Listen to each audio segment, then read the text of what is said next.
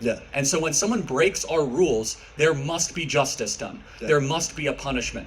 And the most humane way is you go back to your country of origin. We'll do it humanely, we'll do it correctly, but if you are not invited into a home, into a dorm room, into a living room, the standard applies to an entire country. Now, to your point, you might be right. There might be some economic disruption. However, you know what happens if you have economic disruption in the labor pool? Wages are going to go up. And you guys are going to see your wages go up. Who is going to occupy those jobs? So this is a little bit insulting. I don't think you mean it this way. That illegal immigrants are nothing more than just kind of like these are my people. So how could I be insulting them? Alright, so Charlie had a heated debate in Assam with an immigrant. So let's listen to this video. Oh, I really disagree with you in a lot of things.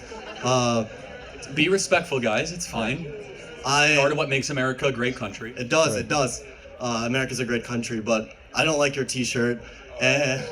I'm gonna get started by saying I'm an immigrant, and well, I don't understand why you would want to deport all some of my friends and family who have been working hard in this country, and that they're being persecuted right now. So I don't get the whole process of it, and it feels like I'm being discriminated against, even though I'm here through legal means. But just can you please give me an answer for that? And before that, if let's say if I would come up here and say I'm an illegal immigrant and I'm here trying to debate you, would you call ICE? I mean, Tom Holman would probably see the video and you'd probably go back to your true country. Okay. Yeah. I mean, that's how it works, right? But let me just ask you a question. What is the fair way a country, in your ideal, you're king. What's your name, sorry? I'm Claudio, sir. Yeah, Claudio. And this is just a thought exercise, but it's very revealing. You are king, and you find out that there are 30 million uninvited people in your country. What do you do with them? Oh, in this case, I try to find the most humane way of sending him back to our country. But first of all, I want to say that's what we're doing. Wait, let me just say something. That's what we're doing. Let me just say King something. Claudio. Yeah. Long live the king. I'm not a dictator at all. But of course I'm saying it's a helpful thought exercise. I get it. And all I'm saying is you were talking about in the past couple of people that came up here America first, trying to get the best for our country and increasing the productivity and getting us to be the best country possible, which I agree. I love this country, but a lot of this country is built on illegal immigrant labor, and it's definitely a bad means, but it's been a good result somehow. I'm sure you know people, you have friends from home that own businesses that employ these types of people that are very productive and very, very honest and just hardworking, trying to get a better life. And a lot of those people are very close to me, so it's just a very heartbreaking situation for me, but I understand. Okay, yeah, but I mean, and you gave the answer if you were in charge. I guess this is another important question. What should the punishment be then if you break into somebody else's country uninvited and stay there without welcome?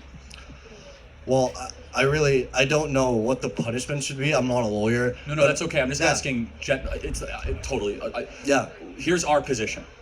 Is that it is against federal law to come into America, right? Sure. It's USC code, I think, 1528, which is you're not allowed to come into the country without invite. So that's against the law. So if we can do one of two things, and there's very little in the middle. There's some nuance, but we can say we are not going to enforce the law because, we're just going to say that doesn't matter. Or we could say, look, the law is blind, and when you break the law, it must apply to all people. Now, I think you're a little different, because I don't want you to loop in. So what country did you emigrate from? Are you gonna discriminate against me? No, I'm actually not. I'm gonna do the opposite, actually. Yeah. What I'm curious. I'm Mexican. Okay, fine, but you came here legally, correct? I did so. Okay, great. Well, if I didn't, you'd be calling the police with you. No, but it's not a racial thing. Okay. If you were Polish and you overstayed a visa, then you should be. But hold on, you followed the rules, so you're exempt. Mm-hmm. The people that didn't follow the rules. True. So I divide America not into Mexican and white and Hispanic and white, into rule follower and rule breaker. Yeah. And so when someone breaks our rules, there must be justice done. Yeah. There must be a punishment. And the most humane way is you go back to your country of origin. We'll do it humanely, we'll do it correctly, but if you are not invited into a home, into a dorm room, into a living room, the standard applies to an entire country. Now, to your point, you might be right. There might be some economic disruption. However, you know what happens if you have economic disruption in the labor pool? Wages are going to go up. And you guys are going to see your wages go up. Who is going to occupy those jobs? So this is a little bit insulting. I don't think you mean it this way. That illegal immigrants are nothing more than just kind of like These are my people. So how could I be insulting them? I'm even defending. I don't think you mean it this way. Yeah. But broadly, when we talk about immigration, there's a talking about like, well, who's gonna pick your grapefruits and like who's gonna serve you Chipotle? You probably heard this before, right? I have. Yeah. Who's gonna clean your hotel room? It's us. Yeah. But hold on, embedded in that is kind of a really derogatory, that's like, they're kind of just like a permanent serf class here to serve us. I think that's like really creepy and weird, actually. These are human beings. They're more than just kind of economic utility. Yeah, no, but like in the history of the U.S., like we first had like the Italian and Polish immigrants, and they first served those jobs, and then they became like economically sufficient, but and they were welcomed. True. And but it was a different time in history, like. Of course, but I suppose the broader question is one of justice, which is that to what should a country do when your sovereignty has been so massively violated for a long period of time? And a country seeks to be a country, becomes something else. It becomes a colony, or it becomes just kind of a random area if a country does not have loyalty to its own people. And if it has loyalty to foreigners or to an oligarchy, it ceases to be a country. So it's not the most popular argument. Well, actually, the American people voted for it, and it sounds cruel, but it's very simple. It's like, look, this is not against any of you personally, but you have to have the law be the first and last ushering of what a government does in this situation. And by the way, what I was saying about you, I'm getting back to you. You deserve to be applauded because you guys followed the rules. And it's not fair to people like you who followed the rules to all of a sudden have line cutters. Here's the equivalent. You guys waited in line like two and a half hours to go get a meal at a restaurant, and someone shows up and just cuts in line. What was the first thing you would say? That's not fair. And you would be right. And the same with immigration, please. Yeah, wait, let me just like add a layer to this, and then I'm probably done. But like, let's say that the people that's cutting like in front of line, like that's like some of my boys like that I know that they're being like persecuted like back home, them and their families, like they're like in like drug related like wars and violence, and the only way out, like the only way they're not gonna die or like suffer a very bad fate is if they escape and they break the American law. But that's the only way they're gonna survive. So like, hold on. Two thoughts on this. Number one, if that is correct, we have a special asylum status that they could seek legally at a port of entry, that they could go through a whole process. Yeah, but if they're being persecuted, don't they not deserve? But wouldn't it be justified to cut the line? No. Okay. Secondly, well, it might be justified in their mind, but it's not justified in the rule administrator's mind to make exception for it. But let me make a more important point though. If we all of a sudden say that if you have a lot of gang violence and issues, I mean, like we have a lot of gang violence and issues. Like, what are we talking about here? True. Like we're a more dangerous country than half of the Central American countries. We're far more dangerous than El Salvador. And we could make an example. If that is the criteria, like all of South America should be allowed into America.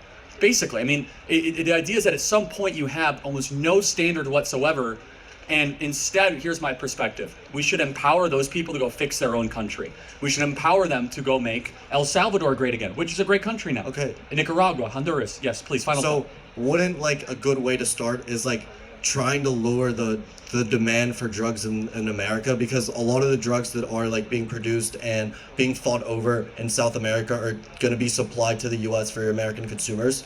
Yeah, so how would you recommend lowering demand? I have no idea. Like, what would you do? Or I don't know. I mean, demand and supply are two different issues, True. right? I mean, the first part of demand is that way too many people get into, I talked to my earlier point, they get into a thought pattern that substances are going to bring me flourishing, which I think is wrong. But yes, I think, the drug cartels are richer than ever before, and we have more drugs legalized than any time in the last 40 years. So something doesn't fit. So obviously drug legalization is not impoverishing them. The biggest way, though, that we stop these third world countries from being, tin pot despotic dictatorships is we have to stop subsidizing their oligarchy through foreign aid. And then, yes, you're right, the Chinese Communist Party is pumping tons of money into these countries. But finally, and I know this sounds a little bit cruel, is that I care far more about the suffering of Americans than the suffering of other people's countries first. I would too, yeah. And you have to. Yeah. You have to look after your own people. You have to draw the line. And it's the old adage, right, guys? If your plane is going down, what do they tell you to do first? You put your mask on first, and then the mask on the person that might not be able to put a mask on, an infant or someone that might be infirmed. It's the same way as a country. We need to put our own oxygen mask on first, and then we can worry about helping other people. Thank you so much. I appreciate it. Thank you. Can I get a...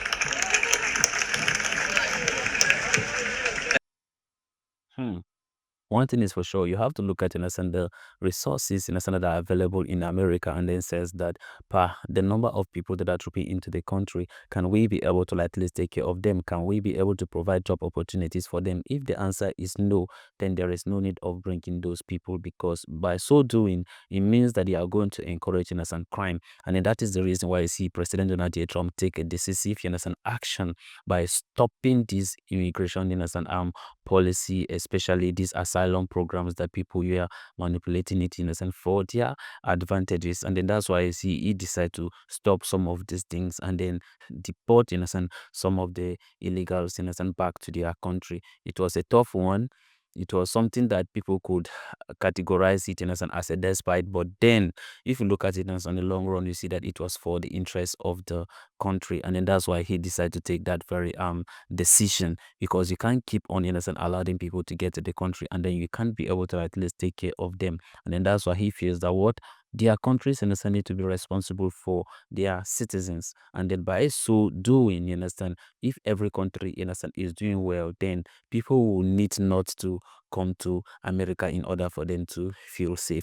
Looking at the demand of this drug use that they hear this very kid was debating about, I just feel that maybe probably unemployment and then high tax rate could be one of the reasons why you see people become very depressed, and then therefore they want to take some of these drugs in order for them to feel relief. So maybe probably we can be able to at least lower the tax, and at least there should be a lot of job opportunities, because in a situation whereby at least people have job opportunities, they are working, they have something doing, at that point in time they tend not to be depressed. But in a situation whereby you probably you have need and you do not have the money to be able to at least take care of yourself or feed the need of your family, so it do makes people to feel depressed. So if some of these things got fixed, I think that it will really help, and then you could see that maybe probably the use of these drugs could drastically go down, just like how I see Trump take decisive action by fixing this immigration problem.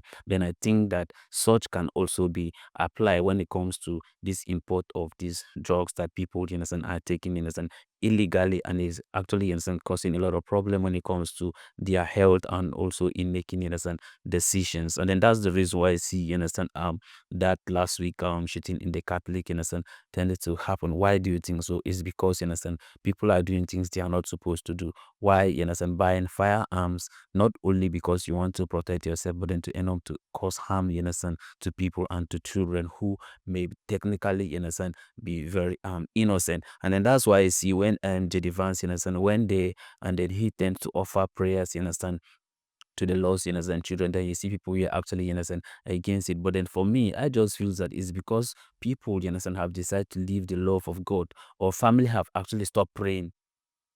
That's the reason why I see all these problems are happening, because once we are very close to God, we pray every day. I don't think that somebody should be waking up one day and carry gun to go and kill innocent children who went to school. And how do you think parent will feel by sending their children to schools? I just feel that it was very bad to see people going against the vice president for offering prayers. People feel that, oh, there are other things that he could have do. He could have maybe probably make policy to be able to stop some of those things happening. Yes, but we can also ignore the God factor by saying that he was wrong for offering prayers. But nonetheless, everybody have their own thought and opinion concerning this. And I want to drop here at the comment section. And may God bless you as you do so. So you have a wonderful day and goodbye.